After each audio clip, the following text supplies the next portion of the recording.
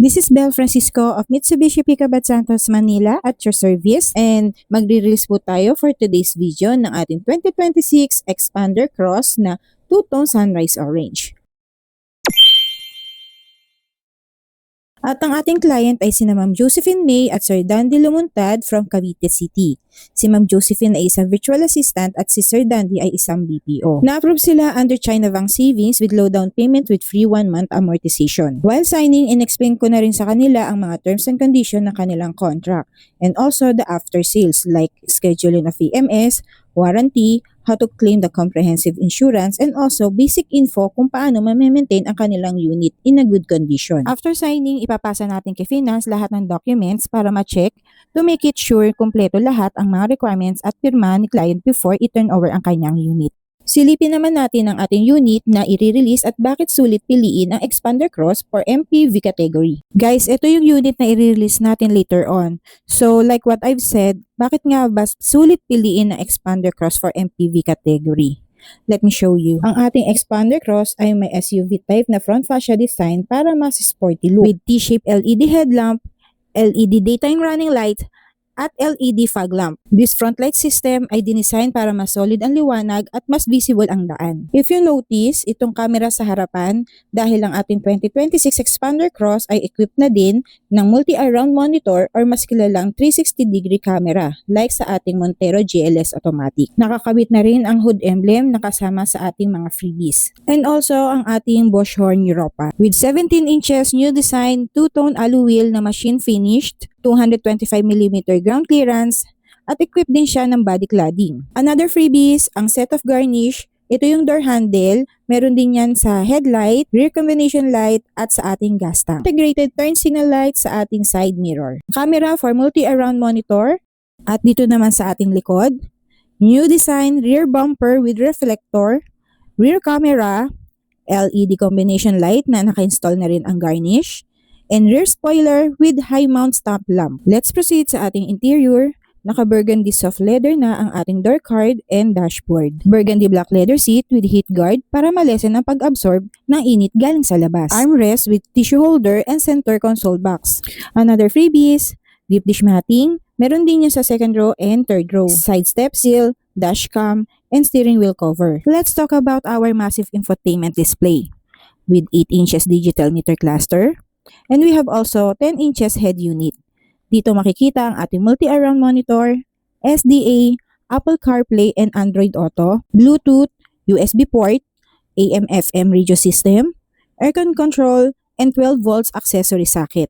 With 3-spoke leather wrapped steering wheel with tilt and telescopic adjustment, mounted audio control, hands-free control, and cruise control para malesen ang leg fatigue ng driver. Equipped din tayo ng auto parking brake with auto hold na mas relax at convenient sa driver, especially kapag traffic. Sa ilalim ng passenger seat, meron tayong box na pwede paglagyan ng spare na shoes or gamit para malesen ang kalat sa loob ng sasakyan. Sa second row naman, naka-leather seat din tayo at meron din tayong USB at Type-C socket na mas convenient kapag mag-charge ang second row passenger. At may sarili ding aircon control ang ating second row.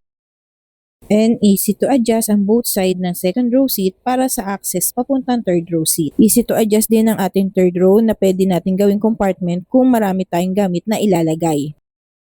At kung nakikita nyo, meron tayong trunk tray and umbrella na kasama sa ating mga freebies. At this moment, natapos na ang checking ng mga documents ni client at ready na for turnover. But before that, part of releasing ang ating unit demo. Hi guys! Finally at na-release na natin at it-turn over na natin sa ating client ang kanilang bagong 2026 Expander Cross. So congratulations Ma'am Josephine and Sir Dandy Lumuntad from Cavite City. So may mga quick questions lang po ako na itatanong sa inyo. Yung una po is bakit Expander Cross ang napili niyo? Expander Cross kasi yun ang pangarap ng asawa ko. Simula po nang nalabas yung model na yan. At same time, may bagong release na facelift. Nagandahan kami. Ayun. And then, para saan po itong Expander Cross? Saan niyo po usually nagagamit? Mostly family po. Mga trips. Mga lakad. For family use po talaga. Yes. And then, ano po ang naging basis nyo sa dami-dami po ng mga agents, dealer na nagbibigay ng offers? Ano po ang naging basis nyo at bakit sa akin kayo? Usually, ang naging basis namin is mabilis mag-reply. Yung freebies, sulit yung freebies. Tapos, after service. Okay po. So guys, na ano nyo man ang client na po ang nagsabi sa atin, sulit ang freebies na pwede ko ibigay sa inyo. So yung down payment nyo, sulit po yan. Ibibigay ko po sa inyo the best deal po. So message nyo lang ako or tawagan sa akin number. And then, last question, yung process po ng ating application, kasi i-release po ang ating unit, ano po yung masasabi? Yung sa process naman po, yun din, very smooth. Tapos, ang bilis ng process, actually, hindi namin expect na ma-approve agad.